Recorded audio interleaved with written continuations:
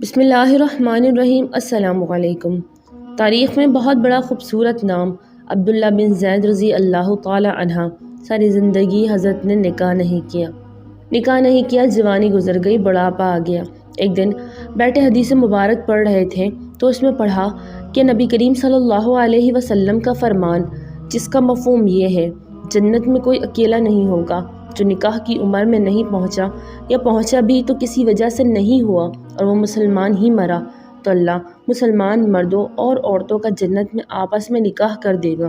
جب یہ حدیث پاک پڑھی تو دل میں خیال آیا، یہاں تو نکاح نہیں ہوا، جنت میں تو ہونا ہی ہونا ہے، تو جنت میں میری بیوی کون ہوگی؟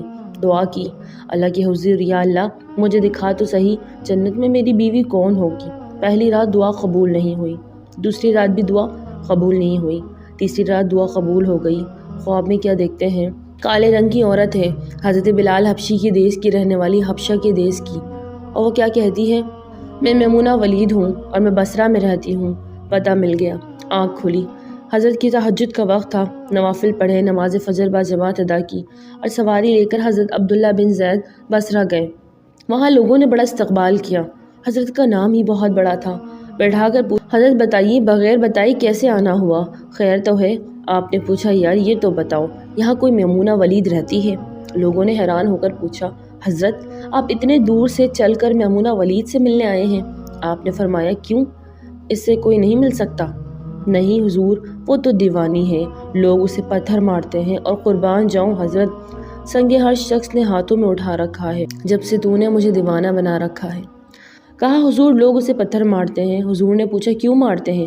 حضور کام ہی ایسا کرتی ہے، کوئی رو رہا ہو تو اسے دیکھ کر ہنسنے لگتی ہے، اور کوئی ہنس رہا ہو تو اسے دیکھ کر رونا شروع کر دیتی ہے، اور وہ اجرت پر پیسے لے کر لوگوں کی بکریاں چڑھاتی ہے۔ آج بھی وہ ہماری بکریاں لے کر جنگل میں گئی ہے، آپ آرام فرمائیے، عصر کے بعد آ جائے گی، آپ لیجئے گا۔ حضور نے فرمایا، عصر کس نے دیکھی ہے؟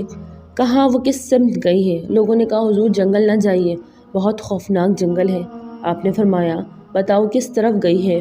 لوگوں نے بتایا، آپ فرماتے ہیں کہ میں نکل گیا۔ آپ فرماتے ہیں کہ جب میں جنگل گیا واقعی خوفناک جنگل تھا، جنگلی جانوروں کی بھرمار تھی، قدم قدم پر کوئی نہ کوئی چیز کھڑی ہے۔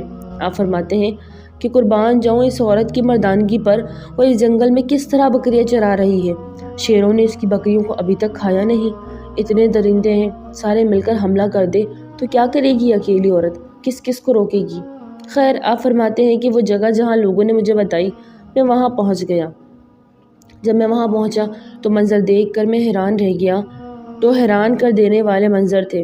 پہلا، میمونہ ولید بکریاں نہیں چرا رہی تھی، بلکہ اس جنگل میں جائے نماز بچھا کر نوافل پڑھ رہی تھی۔ بکریاں چرانا تو بہانہ تھا، یہ تو بہانہ تھا کنارہ کشی کا، کہ لوگ یہی سمجھتے تھے میمونہ سارا دن بکریاں چراتی ہے، لیکن میمونہ بکریاں نہیں چرا رہی تھی۔ آپ فرماتے ہیں کہ یہ تو حیران کر دینے والا منظر تھا۔ دوسرا کیا دیکھا کہ میمونہ تو نماز پڑھ رہی ہے، پھر بکریاں کون چرا رہا ہے؟ بکریاں تو ایک جگہ نہیں رکتی، ادھر ادھر جاتی ہیں، کہیں ادھر۔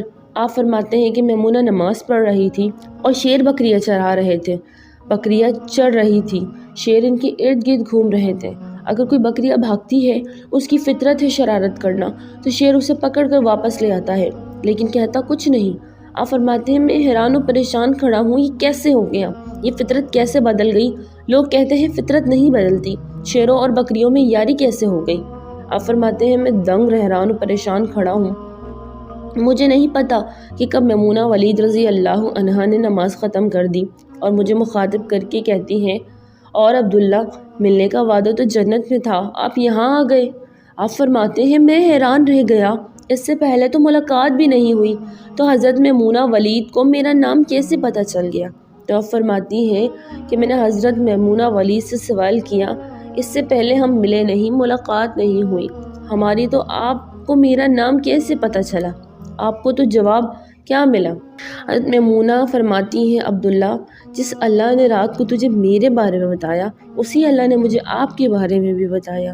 آپ فرماتے ہیں کہ جس چیز نے مجھے سب سے زیادہ حیران کیا وہ یہ تھا کہ یہ فطرت کیسے بدلی۔ میں نے حضرت میمونہ سے پوچھا، آپ یہ تو بتاؤ، یہ شیروں نے بکریوں کے ساتھ یاری کیسے کر لی؟ یہ تو غذا ہے ان کی، اگر شیر بکریوں کے ساتھ یاری لگائے گا تو کھائے گا کیا؟ یہ کیسے معاملہ ہو گیا؟ تو حضرت میمونہ فرماتی ہیں جب سے میں نے رب سے صلح کر لی اس دن سے ان شیروں نے بھی میری بکریوں کے ساتھ صلح کر لی۔ اب سب لوگ بھی یار صلح کر لو، صلح کر لو، یار یاری لگا لو، کہیں دیر نہ ہو جائے، رب کے ساتھ اپنا تعلق مضبوط بنا لو۔